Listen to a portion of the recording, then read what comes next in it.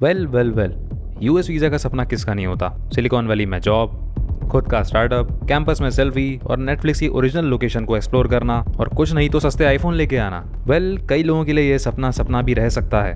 Because of Trump new visa policies आपका सपना थोड़ा सा स्लो मोशन में जा सकता है। बट डोंट वरी, लीगल बहुत तरीके हैं यूएस में एंटर करने के लिए। आज के वीडियो में हम सब डिस्कस करेंगे, from student visa to investor visa and everything, but not dunki. जैसे कि तुम सब जानते हो, ट्रम्प एडमिनिस्ट्रेशन ने इमिग्रेशन पॉलिसीज में बहुत कड़े बदलाव किए हैं। इलीगल इमिग्रेंट्स के खिलाफ सख्त कार्रवाई की जा रही है, जिससे कई इंडियन स्टूडेंट्स जो ऑफ कैंपस अनऑथोराइज जॉब कर रहे थे, जैसे गैस स्टेशन पे काम करना या कैफ़ेज में या रेस्टोरेंट में काम करना, अब उन्हें छोड़ रहे हैं। इससे उनकी फाइनेंशियल सिचुएशन पर बहुत असर पड़ रहा है, क्योंकि उन्हें डर है कि अगर वो ये ऑफ कैंपस जॉब करते रहे तो उन्हें डिपोर्ट भी किया जा सकता है, या फिर उनके फ्यूचर H1B वीज़ा या ग्रीन कार्ड मिलने पर उन्हें बहुत डिफिकल्टी हो सकती है। बट इसका ये मतलब नहीं है कि डोनाल्ड ट्रंप ये लॉस कोई नए लेकर आया है। ये लॉस बहुत पहले से थे, बट डिफरेंस ये है कि दिस गवर्नमेंट इन लॉस को बहुत सख्ती से अप्लाई करने वाला है। तो ज़्यादा टाइम वेस्ट ना करते हुए हम उन 5 वीज़ा टाइप्स की बात करते हैं जिससे आप यूएस में एंट्री ले सकते हैं। सबसे पहला है F1 स्टूडेंट वीज़ा। ये वीज़ा हायर एजुकेशन के लिए सबसे कॉमन वीज़ा होता है। यूएस के किसी अप्रूव्ड इंस्टीट्यूशन में एडमिशन लेटर होना चाहिए, फाइनेंशियल सपोर्ट का प्रूफ देना होगा। ये वीज़ा स्टडी पीरियड के दौरान वैलिड रहता है और OPT के तहत 12 महीने तक आप काम कर सकते हो। सेकंड आता है H1B वर्क वीज़ा। ये वीज़ा स्पेशलिटी ऑक्यूपेशंस जैसे IT, इंजीनियरिंग एक्सेट्रा एक्सेट्रा उनके लिए होते हैं, वर्किंग प्रोफेशनल्स। इस वीज़ा के लिए यूएस एम्प्लॉयर से जॉब ऑफर और स्पॉन्सरशिप बहुत ज़रूरी है। साथ में बैचलर्स डिग्री या हायर क्वालिफिकेशन का होना बहुत ज़रूरी है। ये वीज़ा इनिशियली 3 साल के लिए वैलिड रहता है, जिसे 6 साल तक एक्सटेंड किया जा सकता है। थर्ड पे आता है B1 B2 tourist business visa. Short term business meetings जिसे B1 या टूरिज्म जिसे B2 कहते हैं। इस वीज़ा के लिए आपको अपनी फाइनेंशियल स्टेबिलिटी और इंडिया वापस लौटने के जो इरादे हैं उसका प्रूफ देना होगा। ये वीज़ा जनरली 6 महीने तक वैलिड रहता है। फोर्थ पे आता है L1 intra company transfer visa. Multinational companies के जो एम्प्लॉयज़ होते हैं, ये वीज़ा उनके लिए होता है जो मल्टीनेशनल कंपनीज में काम करते हैं और उनका ट्रांसफ़र यूएस के किसी ऑफिस में हो रहा होता है। इसके लिए कंपनी में पिछले 3 सालों में कम से कम 1 साल काम का एक्सपीरियंस होना चाहिए, और तो और मैनेजरियल या स्पेशलाइज्ड नॉलेज वाली पोजीशन होनी चाहिए। इससे पहले कि मैं वीडियो आगे कंटिन्यू करूं, सबसे बड़ा सवाल, क्या ट्रम्प की नई पॉलिसीज से रिवर्स ब्रेन ड्रेन देखने को मिल सकता है? और अगर रिवर्स ब्रेन ड्रेन हुआ तो इतने सालों से यूएस इकोनॉमी को इतना हाई ले जाने वाले इंडियन शार्प माइंड्स क्या इंडिया में सर्वाइव कर पाएंगे? Coming on to the next point, fifth पे आता है EB5 इन्वेस्टर वीज़ा। ये वीज़ा यूएस इकोनॉमी में सिग्निफिकेंट इन्वेस्टमेंट करने वालों के लिए होता है।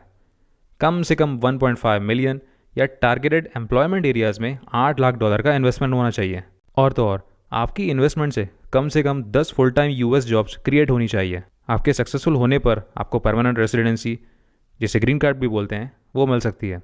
लेकिन अब सबसे बड़ा क्वेश्चन ये आता है कि जब इमिग्रेशन लॉज पहले से ही थे तो डोनाल्ड ट्रंप को उसे वापस इतना टफ करने की ज़रूरत क्यों पड़ी?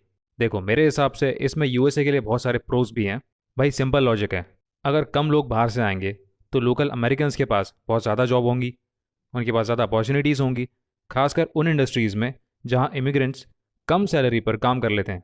Example, manufacturing, construction and even IT jobs में अमेरिकन वर्कर्स को प्रेफरेंस मिल सकती है। Second, less train on public services.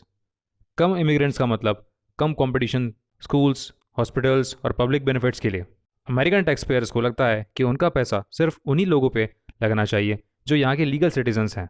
Third point, better national security. Illegal immigration पे कंट्रोल होने से ह्यूमन ट्रैफिकिंग, ड्रग स्मगलिंग और इवन टेररिस्ट थ्रेट्स को रोकने में बहुत सारी मदद मिलने वाली है, क्योंकि ये बात छुपी नहीं है, जो अमेरिका में इलीगल तरीके से या डंकी के रूट से एंटर करते हैं उन पे उनकी कंट्रीज़ में ऑलरेडी एग्जिस्टिंग केसेस चल रहे होते हैं। लेकिन इमिग्रेशन पॉलिसी एक दो धारी तलवार है, इसमें जितना फ़ायदा यूएस का है उतना ही नुकसान भी। जैसे कई लोगों का मानना है कि टाइटर इमिग्रेशन पॉलिसी से अमेरिका का खुद का नुकसान होगा, जैसे labour shortage in many industries. अगर कम इमिग्रेंट्स आएंगे तो यूएस के कुछ एसेंशियल इंडस्ट्रीज़ बंद हो जाएंगी, जैसे हॉस्पिटैलिटी, एग्रीकल्चर और केयर गिविंग जैसे सेक्टर्स बिना इमिग्रेंट्स के सर्वाइव कर ही नहीं सकते। एग्जाम्पल, आज भी यूएस के फार्म्स में काम करने वाले 50% से ज़्यादा लेबरर्स इमिग्रेंट्स होते हैं।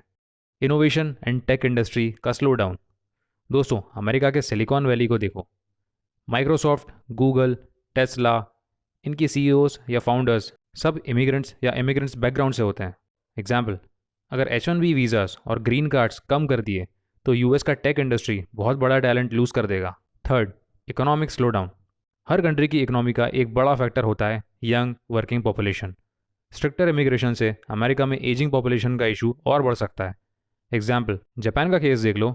इमिग्रेशन रिस्ट्रिक्शंस के चक्कर में उनका वर्कफोर्स कितना श्रिंक हो रहा है। और यही रीज़न है कि जापान में इमिग्रेशन लॉज अब वैसे टफ नहीं रहे जैसे पहले हुआ करते थे। अब वो फॉरेन नेशनल्स को वेलकम करते हैं। वेल, इमिग्रेशन पॉलिसीज़ को लेके डोनाल्ड ट्रंप कितने स्ट्रिक्ट हैं ये तुम ऐसे भी समझ सकते हो कि ट्रंप ने असाइलम सीकिंग की जो प्रोसेस है उसको भी हॉल्ट पे कर दिया है। अब तुम सोचोगे असाइलम सीकिंग क्या होती है। वेल, ऐसे समझो, अगर किसी को अपने देश में जान का खतरा है, चाहे वो रिलीजन, पॉलिटिक्स, रेस या किसी और वजह से हो, तो वो अमेरिका में असाइलम मांग सकता है, मतलब लीगली प्रोटेक्शन लेने का एक तरीका। लेकिन ये प्रोसेस आसान नहीं होगी। बहुत सारे रूल्स एंड कंडीशंस होते हैं जो समझना ज़रूरी है। पहला, असाइलम मांगा कैसे जाता है। वेल, यूएसए में असाइलम लेने के दो तरीके होते हैं। एक, अफर्मेटिव असाइलम, जब तुम खुद अप्लाई करते हो। ये उन लोगों के लिए होता है जो पहले से यूएसए में है, चाहे वीज़ा पे आए हो या बिना वीज़ा के घुस गए हो। तुम्हें 1 साल के अंदर अप्लाई करना होता है, जिसका एक फॉर्म होता है जो तुम्हें भरना होता है। प्रोसेस कुछ ऐसा होता है। USCIS, जो US citizenship and immigration service होती है, उसका इंटरव्यू होता है। तुम्हें प्रूव करना पड़ेगा कि तुम्हारे देश में तुम्हें जान का खतरा है। उसका पूरा प्रूफ देना होगा, जैसे news reports, witness statements etcetera. अगर अप्रूव हो गया तो तुम्हें तुम्हारा असाइलम मिल जाएगा। अगर रिजेक्ट हो गया तो तुम्हें इमिग्रेशन कोर्ट में जाना पड़ेगा। सेकंड होता है डिफेंसिव असाइलम। जब डिपोर्टेशन का खतरा हो, ये उन लोगों के लिए होता है जो इलीगल तरीके से यूएसए में एंटर करते हैं और पकड़े गए हैं।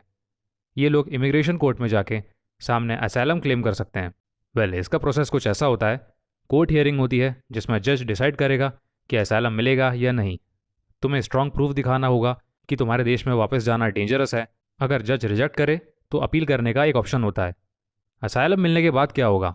वेल, उसके कुछ बेनिफिट्स होते हैं, जैसे यूएस में लीगली रह सकते हो, 1 साल बाद ग्रीन कार्ड के लिए अप्लाई कर सकते हो, वर्क परमिट मिलता है असाइलम एप्लीकेशन के 150 दिन बाद, अपनी फैमिली को बुला सकते हो, स्पाउस और 21 से छोटे बच्चों के लिए असाइलम अप्लाई कर सकते हो, सोशल सिक्योरिटी नंबर और कुछ गवर्नमेंट एड भी मिलता है। वेल, असाइलम लेने में प्रॉब्लम क्या आती है। इंडिया की तरह इस केस में फ़ैसला आने में बहुत टाइम लगता है। हाई रिजेक्शन रेट होता है, बहुत सारी एप्लीकेशन रिजेक्ट्स होती हैं। स्ट्रॉन्ग एविडेंस चाहिए, सिर्फ कहानी सुनाने से काम नहीं होगा, आपको प्रूफ भी देना पड़ेगा। डिटेंशन का रिस्क होता है, जब तक डिसीजन नहीं होता तब तक डिटेंशन सेंटर में भी रखा जा सकता है। लोग यूएसए में कैसे एंटर करते हैं असाइलम लेने के लिए। वेल, पहली तो होती है legal entry. Official ports of entry पे जाके डायरेक्टली असाइलम मांग सकते हैं। सेकंड होता है इलीगल एंट्री, जब भी लोग इलीगल तरीके से बॉर्डर क्रॉस करते हैं और उसके बाद पकड़े जाने के बाद फिर वो असाइलम क्लेम करते हैं। थर्ड होता है वीज़ा एंट्री, टूरिस्ट, स्टूडेंट या वर्क वीज़ा पे आके फिर असाइलम के लिए अप्लाई करते हैं। बाकी सारी रिपोर्ट्स को देख के तो अब यही लगता है कि इंडियंस के लिए वेट एंड वॉच वाली स्थिति है। वेल, ये सारी इन्फॉर्मेशन तुम्हें कैसी लगी, ये सब जानने के लिए मैंने कमेंट सेक्शन खोल के रखा है। और अगर वीडियो पसंद आए तो शेयर ज़रूर करो।